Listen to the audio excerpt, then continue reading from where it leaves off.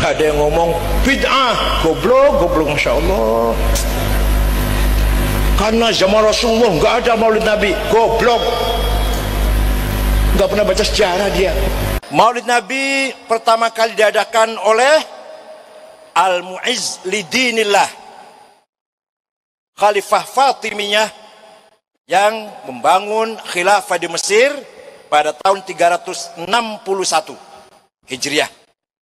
Yang membangun kota Kairo, gubernurnya namanya Jauhar As-Sokli. Yang membangun Al-Azhar yaitu Al-Mu'izz Al-Qahir Lidinillah. Jadi terus terang saja, nanti saya dikira Syiah nanti. Ini sejarah ini. Pertama kali yang mengadakan maulid Nabi adalah khilafah Fatimiyah yang bermadzhab Syiah di Kairo. Tapi kalau Sunni yang pertama kali mengadakan maulid Nabi adalah Syamsud Daulah dari Nizamil Mulk di Irak. Maulid Nabi ya, tidak ada contohnya dari Nabi dan para sahabatnya. Nabi SAW ya, beliau pernah melaksanakan sholat gerhana. Terjadi gerhana, ada yang mengatakan sekali terjadi, yang mengatakan 2 kali ya. Ternyata hadis-hadis yang meriwayatkan gerhana lebih dari 30 hadis. Ya, padahal sekali terjadi ya. Seandainya Nabi SAW tiap tahun mauludan ya, pasti yang dari hadis-hadis yang datang ribuan hadis. Paham? Kalau tiap tahun mauludan pasti ribuan apa? Hadis. Ternyata kalau kita cari hadis tentang perayaan maulid, jangankan hadis dhaif, hadis palsu pun tidak ada. Hadis palsu pun tidak ada yang menjelaskan Nabi pernah bermaulid, apalagi hadis yang sahih. Ini yang pertama. Yang kedua, Al-Imam Malik rahimahullahu taala, beliau punya pendalilan, di antaranya beliau berdalil dengan amalan penduduk kota Madinah, dan ini Imam Malik bersendirian. Tidak seperti imam mazhab yang lainnya. Dia dijadikan di antara sumber hukum adalah amalan penduduk kota Madinah. Ya, para ulama biasanya Quran, Sunnah, Ijma dan yang lainnya. Tapi di antara yang dijadikan dalil oleh Imam Malik yang tidak dijadikan oleh mazhab-mazhab yang lain adalah amalan penduduk kota Madinah. Logikanya sederhana. Kalau penduduk kota Madinah sudah melakukan suatu kegiatan, berarti ini turun-temurun. Mereka wariskan dari sahabat, dari tabi'in, dari tabi'ut tabi'in, sehingga dijadikan dalil. Ya, dan itu suatu yang sangat logis ya, tapi ini diingkari oleh para mazhab yang lain ya. Saya katakan seandainya penduduk kota Madinah di antara tradisi mereka adalah maulid Nabi, pasti Imam Malik melakukannya. Pasti Imam Malik sholat puluhan tahun di Masjid Nabawi, ya, pasti tradisi tersebut tidak akan hilang.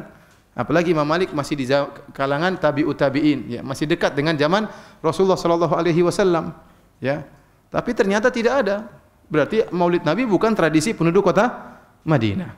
Kalau itu tradisi penduduk kota Madinah, tentunya sudah ya diriwayatkan dalam buku-buku hadis, dalam kitab Muwatta'nya Imam Malik disebutkan para sahabat dulu demikian.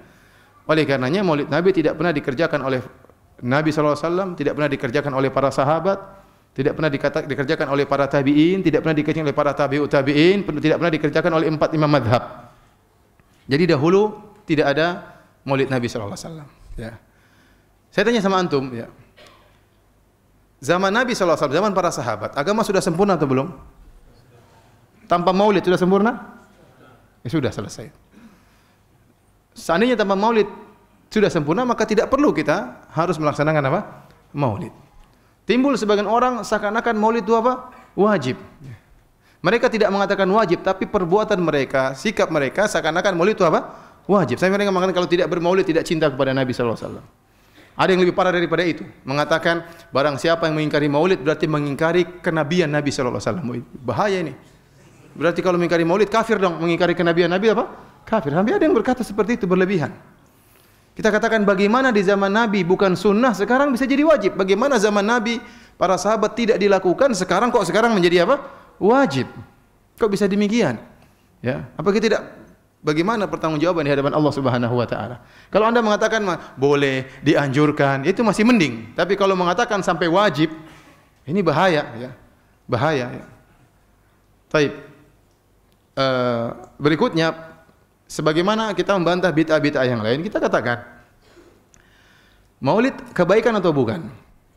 Kalau mereka bilang kebaikan, kita bilang kebaikan ini Nabi tahu atau tidak? Abu Bakar tahu atau tidak? Umar tahu atau tidak? Sahabat tahu atau tidak?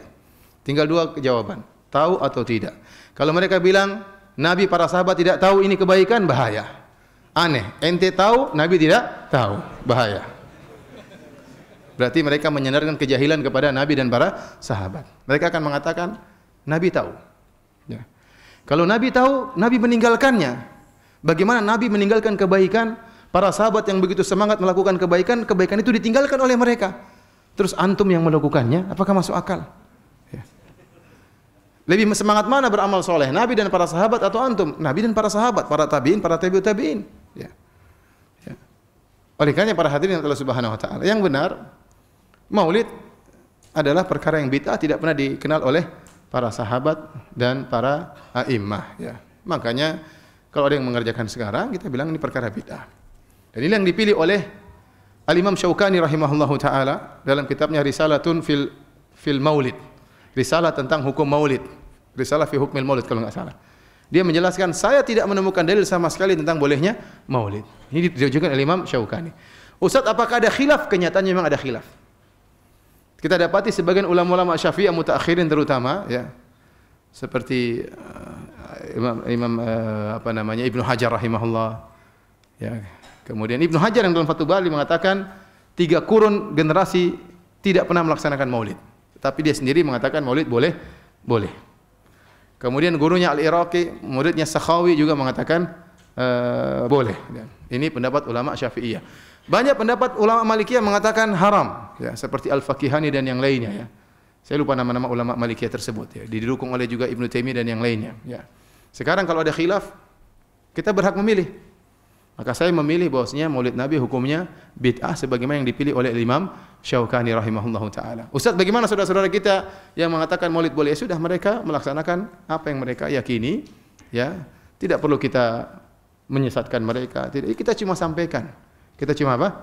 Sampaikan bahwasanya itu tidak pernah dikerjakan di zaman Nabi dan para sahabatnya, dan agama sudah sempurna tanpa acara tersebut, ya. Agama sudah sempurna tanpa acara tersebut. Dan kita katakan cara Maulid yang benar yang diajarkan oleh Nabi sallallahu alaihi wasallam adalah puasa setiap hari Senin. Dalam Sahih Muslim, Rasulullah SAW ditanya, wa su'ila an siyami yaumil itsnain. Nabi ditanya tentang puasa hari Senin. Maka Nabi mengatakan, dzaka yaumun wulidtu fihi. Itu adalah hari di mana aku dilahirkan. Jadi Nabi mengagungkan hari kelahirannya. Tetapi cara pengagungannya dengan apa? Dengan berpuasa setiap hari Senin, setiap pekan.